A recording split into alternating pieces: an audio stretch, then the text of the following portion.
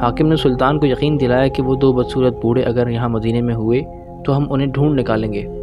اس کی تدبیر یہ ہوگی کہ ہم یہ اعلان کریں گے کہ امیر المومنین دمشق سے مدینے تشریف لائے ہیں، ان کے آنے کا مقصد روضہ رسول صلی اللہ علیہ وسلم کی زیارت کرنا ہے۔ ان کی جانب سے تمام اہلیان مدینہ کے لیے ایک شاندار دعوت کا اہتمام کیا گیا ہے۔ دعوت میں ہر عام و خاص کو شرکت لازمی ہے۔ دعوت کے بعد سلطان اپنے ہاتھوں سے ہدیے بھی تقسیم کریں گے۔ یوں اگر وہ بوڑھے مدینہ میں ہوئے تو آپ انہیں پہچان کر ان کی نشاندہی بآسانی کر سکیں گے۔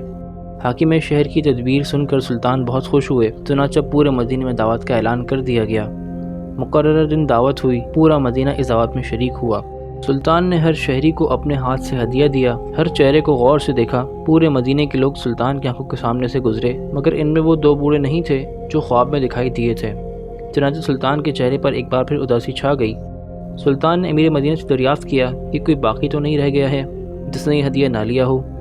مدینہ کے امیر نے ذہن پر زور دیتے ہوئے کہا، امیر المومنین، اس دعوت میں صرف 2 درویش حاضر نہیں ہوئے، وہ پارسا اور دولت مند بزرگ ہیں، وہ کسی سے کچھ نہیں لیتے بلکہ وہ صدقہ دیتے ہیں۔ یہ سن کر سلطان پریشان ہو گئے اور انہوں نے فوراً ان 2 درویشوں کو طلب کیا۔ وہ دونوں آ گئے۔ سلطان نے جب نظر اٹھا کر دیکھا، یہ دونوں وہی بوڑھے تھے جن کی جانب خواب میں اشارہ کیا گیا تھا۔ سلطان نے ان سے پوچھا کہ تم کہاں سے آئے ہو؟ تو وہ کہنے لگے، ہم دیار مغرب سے حج کرنے کی غرض سے آئے تھے۔ سلطان نے گھورتے ہوئے پوچھا، سچ سچ بتاؤ؟ تو ان دونوں نے پھر وہی جواب دیا۔ سلطان نے حاکم مدینہ سے پوچھا کہ یہ دونوں کہاں ٹھہرے ہوئے ہیں؟ یہ دونوں بڑے سخی اور عابد مشہور تھے، ہر صبح جنت البقیع کی زیارت کو جاتے تھے، روضہ اقدس صلی اللہ علیہ وسلم پر سلام عرض کرتے تھے۔ سلطان جب ان کی رہائش گاہ پر پہنچے اور جائزہ لیا تو وہاں بہت سا مال، قرآن مجید کے چند نسخے اور چند نصیحتی کتابیں موجود تھیں۔ ایک چٹائی بھی موجود تھی۔ سلطان چٹائی کی جانب بڑھے تو ان دونوں بوڑھوں کا رنگ اڑ گیا۔ سلطان نے چٹائی اٹھائی تو سب یہ دیکھ کر حیران رہ گئے کہ چٹائی کے نیچے سرنگ کھودی ہوئی تھی۔ یہ سرنگ روضہ رسول صلی اللہ علیہ وسلم تک جا رہی تھی۔ ان دونوں بوڑھوں کو فوراً گرفتار کر لیا گیا۔ دونوں نے جو درویشی کا نقاب اوڑھ رکھا تھا اب وہ اتر چکا تھا۔ تھوڑی سی مار کے بعد ان دونوں نے یہ اقرار کر لیا کہ وہ عیسائی جاسوس ہیں اور ایک سازش کے تحت عیسائی حکمرانوں نے انہیں یہاں بھیجا ہے۔ منصوبہ یہ تھا کہ ان کے ذریعے روضہ رسول صلی اللہ علیہ وسلم تک ایک سرنگ کھدوا کر حضرت صلی اللہ علیہ وسلم کے جسم مبارک کو چرا لیا جائے۔